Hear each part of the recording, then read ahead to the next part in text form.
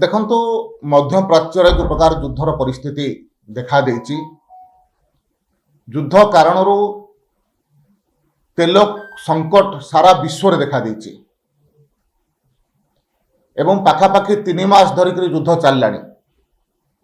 3 ମାସ ଭିତରେ ଅନେକ ଦେଶରେ ତୈଳ ଦର ବହୁତ ଅହେତୁକ ଭାବରେ ବୃଦ୍ଧି ପାଇଛି, କିନ୍ତୁ କେନ୍ଦ୍ର ସରକାରଙ୍କର ନରେନ୍ଦ୍ର ମୋଦୀଙ୍କର ଦୃଢ଼ ନେତୃତ୍ୱ କାରଣରୁ ଭାରତ ବର୍ଷରେ ତେଲ ସଂକଟ ହେଇନାହିଁ। କିନ୍ତୁ ଏ ବିଶେଷ ପରିସ୍ଥିତି କାରଣରୁ ତୈଳ ଦର କିଛି ପରିମାଣରେ ବୃଦ୍ଧି ପାଇଛି।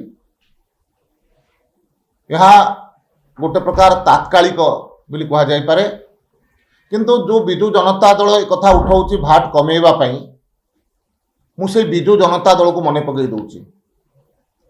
16-17 ମସିହାରେ ଯେତେବେଳେ ଅଶୋଧିତ ତେଲର ଦର ସାରା ବିଶ୍ୱରେ ବଢ଼ୁଥିଲା, ସେହି ସମୟରେ କେନ୍ଦ୍ର ସରକାର ତାଙ୍କର ଟ୍ୟାକ୍ସରୁ କିଛି ପରିମାଣ କମେଇଥିଲେ। ସେ ସମୟର ତତ୍କାଳୀନ ବିଜୁ ଜନତା ଦଳ ସରକାର ଅର୍ଥମନ୍ତ୍ରୀ ଶଶିଭୂଷଣ ବେହେରା ସର୍ବସମକ୍ଷରେ ଆସି ତାକୁ ବିରୋଧ କରିଥିଲେ। କେନ୍ଦ୍ର ସରକାର ଟ୍ୟାକ୍ସ କମାଉଛନ୍ତି, କାରଣ କେନ୍ଦ୍ର ସରକାର ଟ୍ୟାକ୍ସ କମାଇଲେ ଓଡ଼ିଶାର କୁଆଡ଼େ ଭାଗ କମିଯିବ। ତେଣୁ ବିଜୁ ଜନତା ଦଳ ତାଙ୍କର ପୂର୍ବ କାରନାମାକୁ ଥରେ ଦେଖୁ, ନିଜର କାରନାମାକୁ ଦେଖି ସମୀକ୍ଷା କଲା ପରେ ଏ ପ୍ରକାର ବକ୍ତବ୍ୟ ଦେବା ମୁଁ ଭାବୁଛି ଠିକ୍ ହେବ।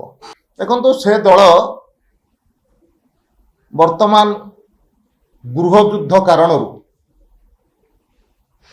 ବିଭାଜନର ଦ୍ୱାର ଦେଶରେ ଏବଂ ସେ ଦଳ ଓଡ଼ିଶା ରାଜନୀତିରୁ ସମାପ୍ତ ହେବା ପାଇଁ ବସିଛି। ସେ ଦୃଷ୍ଟିରୁ ନିଜକୁ ବଞ୍ଚେଇବା ପାଇଁ ସେମାନେ ପ୍ରକାର କିଛି ପ୍ରୟାସ କରିବାକୁ ଚେଷ୍ଟା କରୁଛନ୍ତି ଏବଂ ଆପଣମାନେ ଦେଖିବେ ତାହାର କୌଣସି ପ୍ରଭାବ ପଡ଼ିବ ନାହିଁ।